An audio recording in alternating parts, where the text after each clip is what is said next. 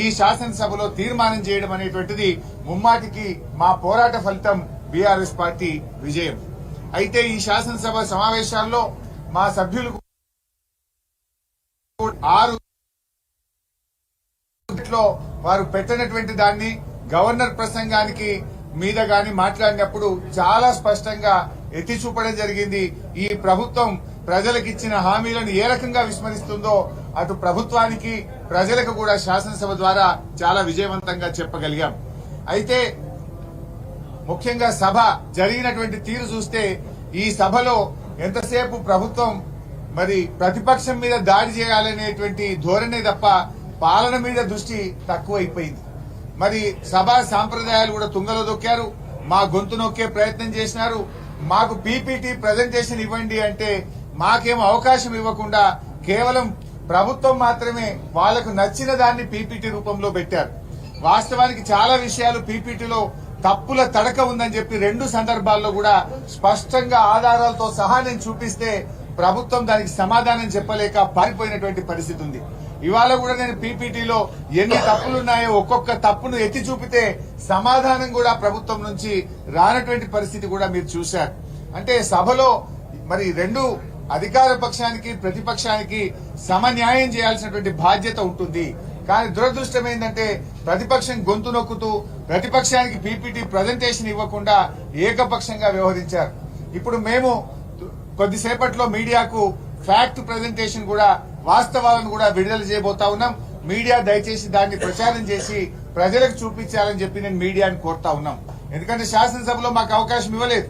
వాళ్ళు ఏకపక్షంగా వాళ్ళు చెప్పే ప్రయత్నం చేసి మా మీద బురద జల్లే ప్రయత్నం చేసినారు కనుక వాస్తవాలతో కూడినటువంటి దాన్ని ఈ రోజు మీడియాకు విడుదల చేస్తా ఉన్నాం. ఎందుకంటే లాస్ట్ లో కూడా ఉత్తమ్ కుమార్ రెడ్డి గారు మాట్లాడుతూ ప్రాణహిత నుంచి మార్చడం తప్పు అని వారు ఒక మాట మాట్లాడడం జరిగింది. దాని మీద క్లారిఫికేషన్ కో ప్రొటెస్ట్ కు అవకాశం ఇవ్వంటే ఈ రోజు అవకాశం ఇవ్వలేదు. ప్రొటెస్ట్ అనేది ఒక పార్టీ యొక్క విపక్షం యొక్క ప్రతిపక్షం యొక్క రైట్. శాసనసభలో ఎప్పుడు కూడా ప్రొటెస్ట్ ఇవ్వకుండా ఉండే సందర్భమే లేదు. ప్రొటెస్ట్ అడిగితే కూడా ఇవ్వకుండా హౌస్ ను బుల్డోజ్ చేసి వాయిదా వేసి ఈ ప్రభుత్వం పారిపోయినటువంటి పరిస్థితి ఉంది. ప్రొటెస్ట్ ఎందుకు అడిగినాం? మేము మీరు చెప్పింది తప్పు అని చెప్పడం కోసం ప్రొటెస్ట్ అడిగాం. కానీ ప్రొటెస్ట్ కూడా మాకు అవకాశం ఇవ్వలేదు. అందువల్ల అది ఏ రకంగా తప్పు, ఇలా ఉత్తమ్ కుమార్ రెడ్డి గారు ఇచ్చిన స్టేట్మెంట్ ఏ రకంగా తప్పు అనే ఫ్యాక్ట్స్ ను ఒక వీడియో ప్రజెంటేషన్ రూపంలో మేము మీడియాకు విడుదల చేస్తున్నాం. కొద్ది నిమిషాల్లో మీ మీడియా గ్రూప్ లో దాన్ని పోస్ట్ చేయడం జరుగుతుంది. ఇకపోతే కాగు మీద కూడా ఉత్తమ్ కుమార్ రెడ్డి గారు మాట్లాడుతూ కాగు పనికిరాదని మేము అంటున్నాము అన్నాడు. మేమనలే, మీ కాంగ్రెస్ పార్టీయే అన్నది అనే విషయాన్ని మేము సభలో చెప్పాం. కాగు పైన మీ ప్రధానమంత్రి మన్మోహన్ సింగ్ గారు ఏమన్నారు? ఆయన ఎక్కడో అనలే, పార్లమెంట్ లోనే ప్రధానమంత్రి హోదాలో ఆ మన్మోహన్ సింగ్ గారు మాట్లాడుతూ కాగు నివేదిక తప్పుల తడక, అన్ని ఊహాగానాలు, తప్పుడు అంచనాలని మన్మోహన్ సింగ్ గారు చెప్పారు. బొగ్గు గనుల కేటాయింపులో అవినీతి జరిగిందని కాగు చెప్తే అసలు కాగు చెప్పిన విషయాలకు ప్రామాణికత లేదని మన్మోహన్ సింగ్ గారు అన్నారు. రాజశేఖర రెడ్డి గారు, కిరణ్ కుమార్ రెడ్డి గారు ఏమన్నారు అనేటువంటి విషయాన్ని నేను సభలో చెప్పినాం.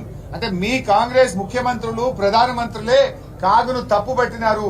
కాగేమి బైబిల్ కాదు, భగవద్గీత కాదన్నారు. కాగు చెప్పే విషయాలకు ఎలాంటి ఇది లేదని చెప్పి మీరే స్పష్టంగా చెప్పారు. మరి ఇదే కాగు గతంలో మా బీఆర్ఎస్ ప్రభుత్వ ఆర్థిక నిర్వహణను అనేక సార్లు మెచ్చుకున్నది. తెలంగాణ తలసరి ఆదాయం పెరిగిందని, జీఎస్డీపీ పెరిగిందని, స్వీయ ఆదాయం పెరిగిందని ఎన్నోసార్లు మా బీఆర్ఎస్ ప్రభుత్వాన్ని కాగు మరి ప్రశంసించిన విషయాన్ని కూడా నేను గుర్తు చేస్తా ఉన్నాను.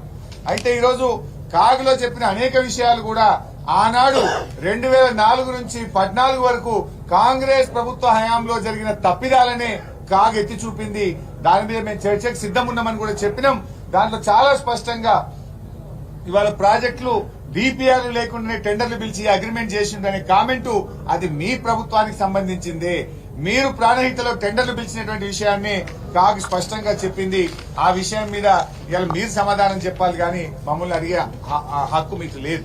ఇవాళ సాగునీటి రంగం పైన వాళ్ళు ప్రకటించినటువంటి శ్వేతపత్రం అనేది ఒక అబద్దాల పత్రం, ఫుల్ ఆఫ్ లైస్.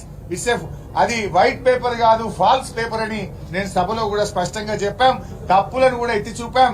నేనే కాదు, అక్బరుద్దీన్ ఓవైసీ గారు కూడా ఆ వైట్ పేపర్ లో ఉన్న అబద్దాలను ఒక్కటొక్కటిగా ఎత్తి చూపితే ప్రభుత్వం సమాధానం చెప్పలేకపోయిందనే విషయాన్ని కూడా నేను మీ దృష్టికి తెస్తా ఉన్నా.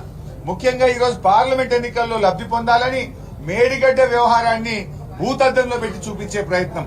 రేపు ఎట్లాగూ లోక్సభ ఎన్నికలు వస్తున్నాయి, దాంట్లో ఏదో 4 ఓట్లు సంపాదించాలనేటువంటి తాపత్రయం ఇవాళ ప్రభుత్వంలో కనబడ్డది. ఇవాళ నేను ఒకటే చెప్తా ఉన్నా, మీరు రాజకీయంగా మా మీద బురద చల్లాలనుకుంటే చల్లండి, ఇంకో రూపంలో రాజకీయంగా విమర్శించండి, కానీ ప్రాజెక్టును మాత్రం దయచేసి ఈ వానకాలం లోపలనే మరమ్మతులు చేసి సేఫ్ జోన్ కు తేవాలని మేము ప్రభుత్వానికి సభలో చెప్పాం, బయట కూడా చెప్తా ఉన్నాం. మీరు ఆలస్యం చేస్తే మా మీద బురద చల్లాలనే ప్రయత్నం చేస్తే రేపు రైతులకు బురద కూడా మిగిలిన పరిస్థితి ఉంటది. కాంగ్రెస్ పార్టీకి పుట్టగతులు లేకుండా పోతాయి, జాగ్రత్త అని చెప్పి కూడా మేము హెచ్చరిస్తా ఉన్నాం. ఎందుకంటే మీ ప్రయత్నం మా మీద బురద చల్లాలనే ప్రయత్నం కనబడతా ఉంది. ఒక అధికార వ్యవహారం మీద దృష్టి పెట్టడం కంటే కూడా మీరు ఎంతసేపు ప్రతిపక్షం మీద దాడి చేయాలనే ధోరణే మీలో కనబడతా ఉంది. అయితే ఇవాళ జరిగిన చర్చ మీరందరూ కూడా చూశారు. మమ్మల్ని ఇరికించబోయి వారే బోల్తా పడ్డారు. సెల్ఫ్ గోల్ కొట్టుకున్నటువంటి పరిస్థితి ఉంది.